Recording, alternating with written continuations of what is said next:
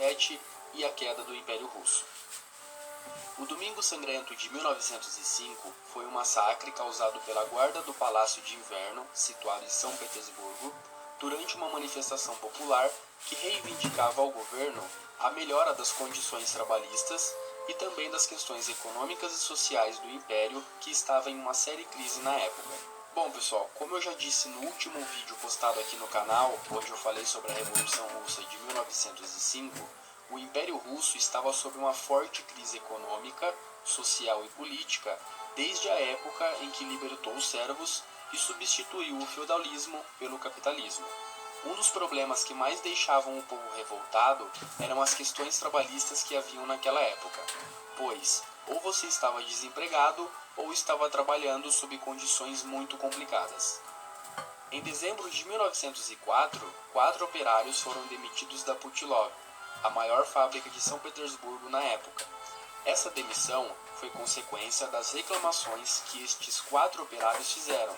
Eles reivindicaram por melhores condições de trabalho na empresa, alegando que eram injustiçados e maltratados. Essa demissão fez com que muitos sindicatos adotassem a causa desses 4 operários.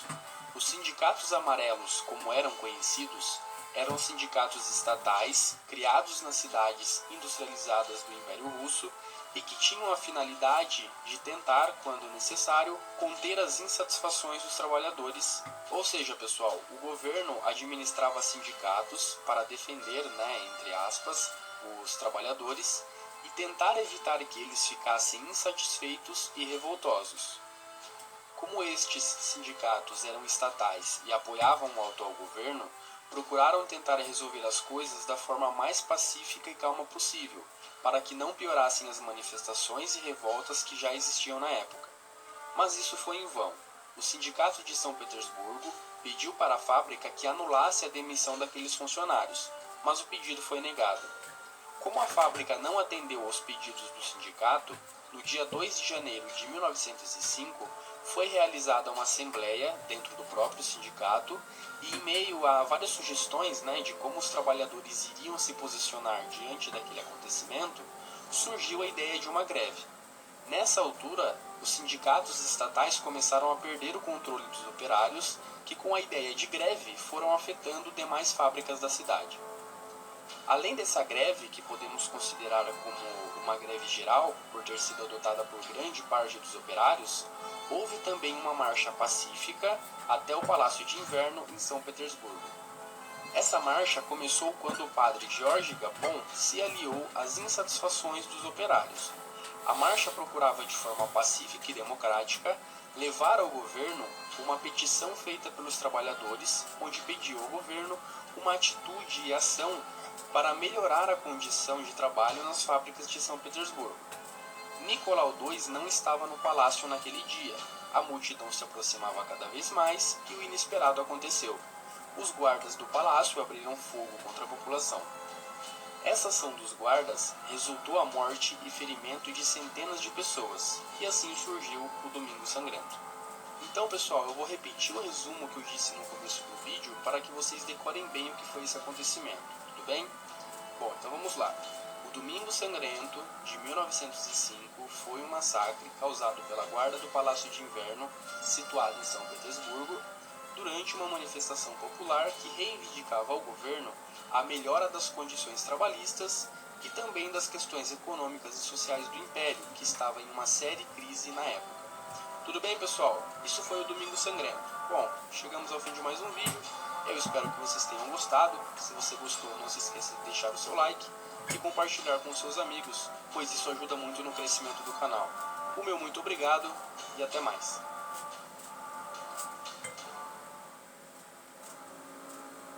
E aí pessoal, tudo bem com vocês?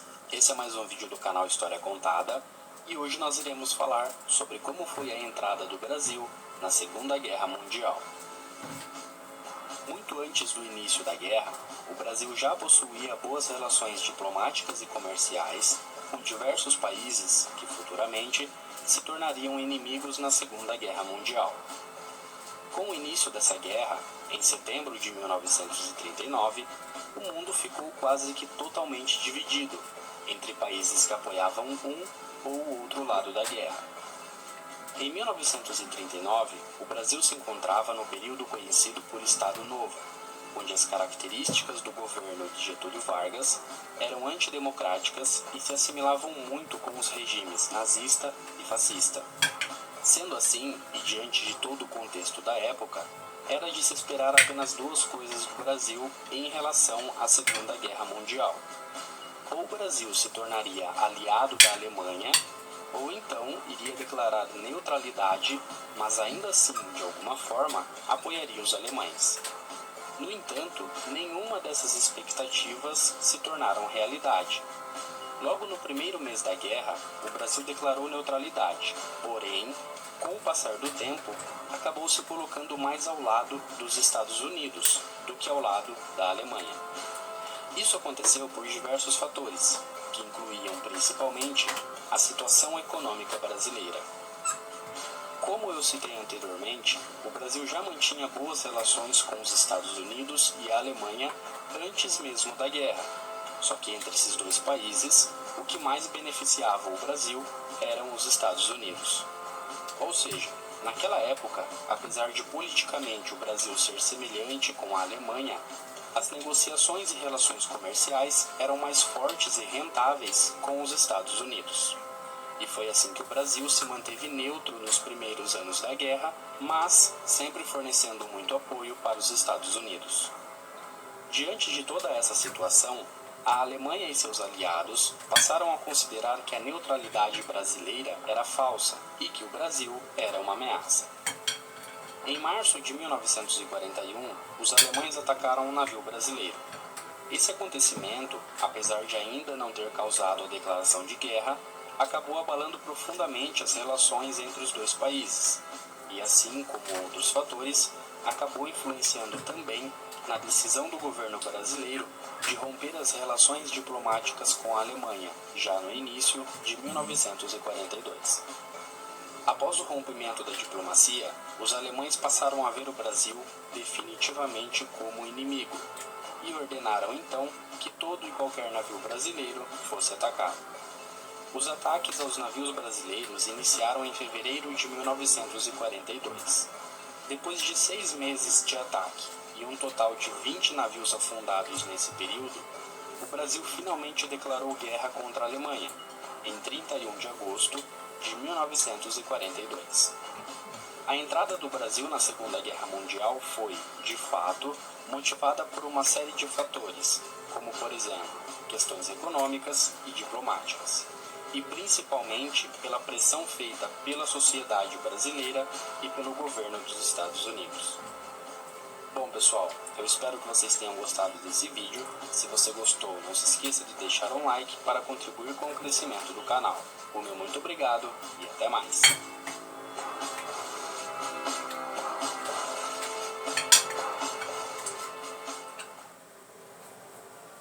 E aí pessoal, tudo bem com vocês? Hoje nós iremos falar sobre o Estado Novo, dando continuidade à série de vídeos sobre a Era Vargas.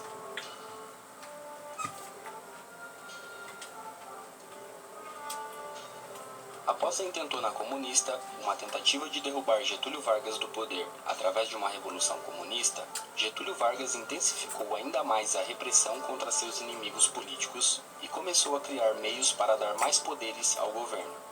Em 1937, o governo apresentou publicamente o Plano Cohen, um suposto plano para outra tentativa de revolução e derrubada de Getúlio Vargas.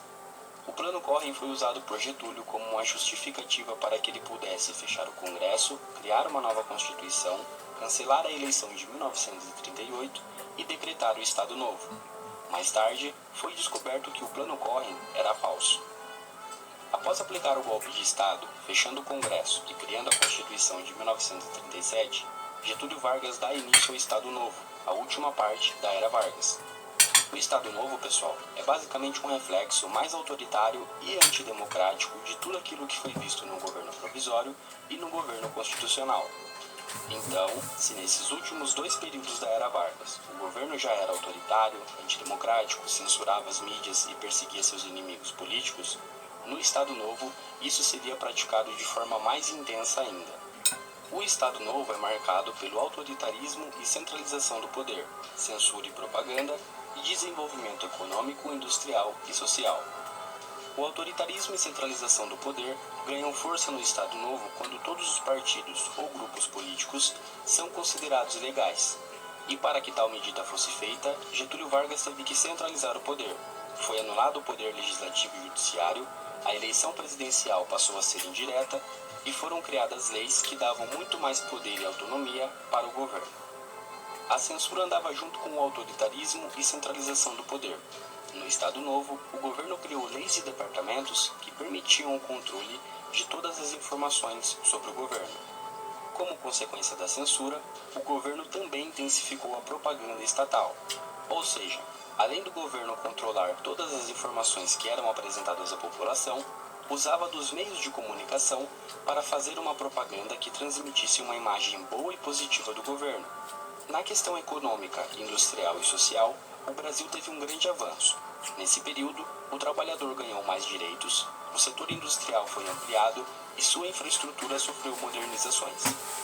O Estado Novo chegou ao fim após uma série de motivos que desestruturaram o modelo de governo de Getúlio Vargas. Após entrar na Segunda Guerra Mundial contra os nazistas e fascistas, o Brasil estreitou suas relações com países liberais e democráticos.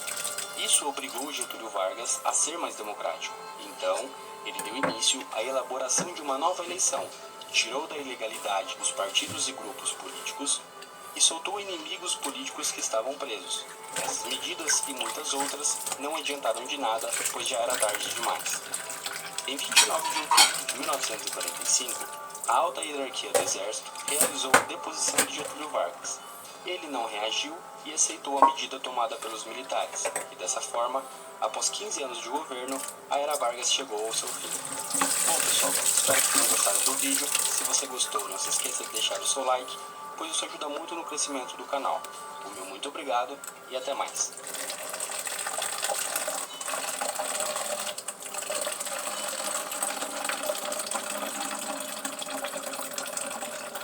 E aí pessoal, tudo bem com vocês? Esse é mais um vídeo do canal História Contada e hoje nós iremos falar sobre o governo provisório, continuidade à série de vídeos sobre a Era Vargas. Em 1930 houve uma revolução e através dela Getúlio Vargas chegou ao poder. Começava naquele ano uma nova fase para a política brasileira. A Era Vargas era dividida em três partes: governo provisório, governo constitucional e Estado Novo. A chegada de Vargas ao poder em 1930 marca o fim da República Velha, política oligárquica no Brasil. A política do café com leite foi derrubada e em seu lugar foi implantada a Era Vargas. Mas para que toda essa oligarquia fosse totalmente derrubada, não bastava somente Vargas subir ao poder. Ainda existiam os coronéis e pessoas influentes da República Velha que governavam os estados. Foi aí que Getúlio Vargas teve uma ideia: centralizar o poder. Então ele suspendeu o poder legislativo e começou a nomear interventores estaduais. Nesse processo, após a deposição dos governadores de cada estado, Getúlio Vargas colocou nos governos estaduais militares e civis que ajudaram ele na Revolução de 1930. Então não se esqueçam, pessoal, quando Vargas chegou ao poder, os coronéis e políticos que eram a favor da República Velha, política do café com leite e toda essa oligarquia ainda estavam controlando os estados. Então Vargas foi lá, tirou todo mundo e colocou no controle os interventores de seu interesse. Essa nomeação de pessoas de seu interesse para governarem os estados causou muitas revoltas. A maior dela foi o movimento que deu origem à Revolução Constitucionalista de 1932. Os idealizadores desse movimento estavam insatisfeitos com o fato de São Paulo não ter um interventor que fosse paulista. Também lutavam por uma nova Constituição e eleição para presidente. A Revolução de 1932 foi muito influente nas futuras decisões de Getúlio Vargas. Porque, pessoal, apesar do governo ter saído vitorioso dos conflitos armados e acabar com a Revolução, esse movimento poderia ser inspiração para outras tentativas de revolução. Então, para amenizar as insatisfações, Getúlio Vargas atendeu alguns pedidos desse movimento e em 1934 o Brasil teria uma eleição para presidente e uma nova Constituição. Porém, pessoal, Getúlio Vargas não era bobo. O que ele fez? Todo mundo estava pedindo uma nova Constituição e eleição. Ele foi lá e fez. Só que nessa Constituição, a eleição de 1934 seria indireta. Ou seja, como boa parte dos políticos eram aliados de Vargas, ele teve muito apoio e foi eleito facilmente. Então começava agora o governo constitucional.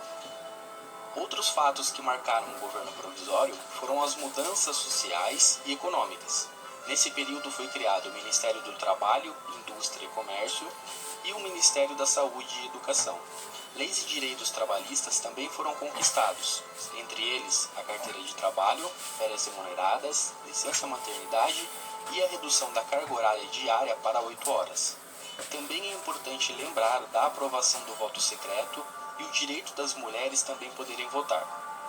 E é isso aí, pessoal. O vídeo ficou um pouco curto, mas é pelo fato de ser o resumo de apenas uma parte da Era Vargas, tudo bem? Espero que vocês tenham gostado. Se você gostou, não se esqueça de deixar o seu like, pois isso ajuda muito no crescimento do canal. O meu muito obrigado e até mais.